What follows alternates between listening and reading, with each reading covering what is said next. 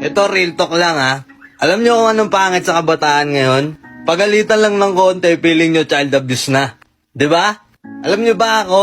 Lumaki ako sa palo. Lumaki ako sa hangir. Lumaki ako sa tsinelas. Sa walis tambo, sa sinturon. Baka hindi nyo kayang bilangin kung ilang bandel ng hangir yung binali sa akin ng nanay ko. Pero hindi ko pinagsisiyan na naging parte yun ng buhay ko. Alam nyo kung bakit?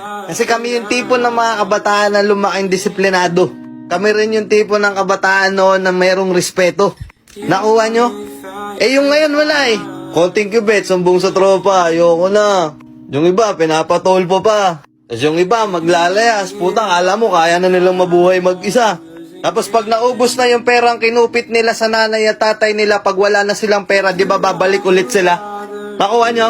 Lumuhod na ba kayo sa munggo? Naranasan nyo na ba na merong nagliliyab na kandila sa ilalim ng siko nyo habang may hawak kayong libro? Siyempre hindi! Kasi pagalitan lang kayo ng konti, feeling nyo child abuse na sa inyo yun. Di ba?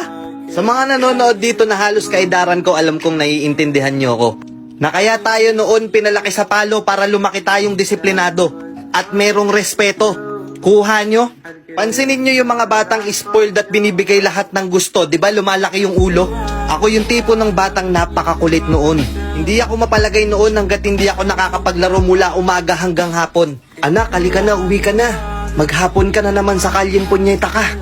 Yung tipong hindi pa lumalapat yung tsinela sa akin puwitan, sasabihin ko na kagad, ma, tama na ma. Di ba? Pero ngayon iba na. Yung mga bata ngayon feeling nila mas magaling pa sila. O di ba? Yung mga batang mas pinaniniwalaan pa nila yung kaibigan nila, pero pag napariwara sila, sisisihin nila yung magulang nila. Di ba?